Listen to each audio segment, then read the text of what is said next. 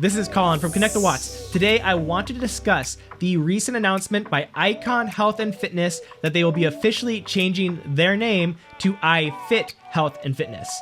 And you may not have heard about this, you may not understand why this is such a big deal, but I'm here to tell you it's a really big deal, and I'm going to tell you exactly why, including a little bit of history about Icon, or what is now known as iFIT, why that name change from Icon to iFIT I feel is so important and why it's very important news for them, and what I would like them to continue doing towards kind of building an identity for themselves in the future. So what is Icon or iFIT for those of you who don't know? Well, Icon was founded back in the 70s. I believe their name was like Weider Health and Fitness, and then they changed it over time to Icon Health and Fitness as they acquired more companies where they were building and manufacturing equipment for, like Proform and Nordictrack. And then in the year 2000, they built a platform called iFIT, and iFIT was really one of the first, if not the first, platforms where they were really trying to figure out how to interconnect all of their equipment together, and really what some people would consider the start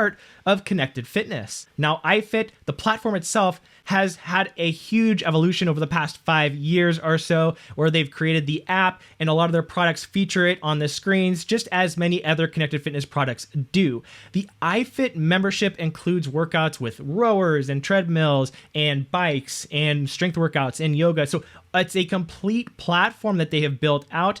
They are mostly well known for their really, really well done outdoor classes, but they're not really talked about a lot of the time, even though they are really, really huge. Like, their membership base is close to 5 million. So it's very similar at this point in time compared to Peloton's numbers. But the problem is, and why I think they are changing their name and why I think it's such an important first step for them, is that they have a huge identity issue. You see, membership bases between Peloton and iFIT are roughly similar. One might have a little bit more than the other. It's hard to tell at any given time because they always kind of change the numbers based on who they're talking to. But let's just say they're similar or even close to similar. Well, if you look online to like Reddit or Facebook groups, you will find a tremendous amount of energy and groups and really, really big groups among all kinds of categories for Peloton. But for iFIT or for Nordictrack, you're not going to find very much at all. They're extremely small groups. There's just not a lot of chatter. There's not a lot of community being built online. And it's not because they don't like their coaches or the classes or the products. No, it's not anything like that. The main reason is that they don't have an identity for people to rally behind. So people don't even really know, like, to find a group to search for, because some people have Proform bikes and some people have Nordictrack bikes, and they all use the iFIT platform, but it's owned and ran by Icon Fitness and Health.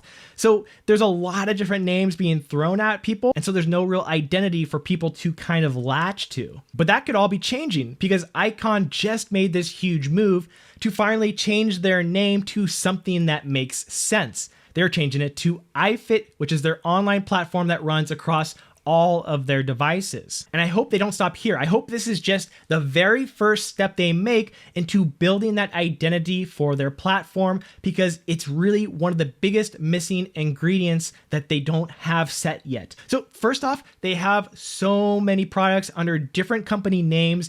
I mean, they have like 4 or 5 different bikes. I think they have 6 different rowers, and I think they have 11 different treadmills across different brand names and different types. They really need to condense it, or at least change the names so that they make sense relative to iFIT, because that community deserves to have a rallying point. They deserve a place to be able to talk about the coaches and the classes and what's going on with the company, just like Peloton does and some of these other companies are doing really well at creating a kind of lifestyle brand, creating a community experience. They need to really dig into that iFIT name. It shouldn't be the commercial Nordictrack S22i. Well, first off, get rid of the commercial part of that name altogether, because nobody wants to buy a commercial unit for their house. Commercial makes things sound like they're for like the gym. It's a studio bike for your house, and it's part of the iFIT platform. It should be named the iFIT S22i. And if they want to keep that huge amount of variety of different bikes and rowers and treadmills, that's okay, I guess. I understand it's nice and a big advantage sort of for them to have these different price points, from the highest end ones sort of near Peloton to a lower one ones that are a little bit more affordable for everybody. It's good to have that range, but maybe not having so many steps in there. Maybe just having like 2 or 3 could really make a big difference for, again, people rallying behind the products and the service. It makes a whole lot of sense for them to do this, to be able to be effective and to continue growing at the pace that Peloton is. Because right now, Peloton and iFIT, Peloton's winning by a little bit, but they're really, really close. They are by far the 2 biggest companies in this connected fitness space. And to be honest, I'm part of them both. I enjoy them both. Just like I enjoy lots of connected fitness products and services and businesses, I think it's healthy to have all of them do better because competition is great for us as consumers and they all do different things better than each other. Like Peloton kills it with their music and studio classes, but their outdoor classes are junk. Nordictrack are... See, I'm already messing up their name. iFIT does way better outdoor series and a better model for allowing a wider range of people to buy their products. And I want to see them all do well. So I am rooting for iFIT to continue to condense things down and really dig into that iFIT brand name that we can all kind of rally underneath, have a community, and start to talk to each other. Because right now, it's a ghost town and they have a lot of stuff going on. Like just last month, they had a live class from Mount Everest. They have classes that just came up the other week from Alex Morgan, the soccer player. Like these are really cool and interesting stories that I think members would love to discuss and share their experiences with, but we need that identity. And I think anybody who enjoys iFIT products should really see this news and be really, really happy about it. It's a big first step. Let's just hope that this is just a first step of many. Thanks so much for watching. Make sure to like the video if you enjoyed it. Subscribe to the channel if you want to stay up to date on the latest connected fitness news, reviews, tips, and guides. Again, my name is Colin with Connect the Watts. Thanks so much, and I'll see you in the next one.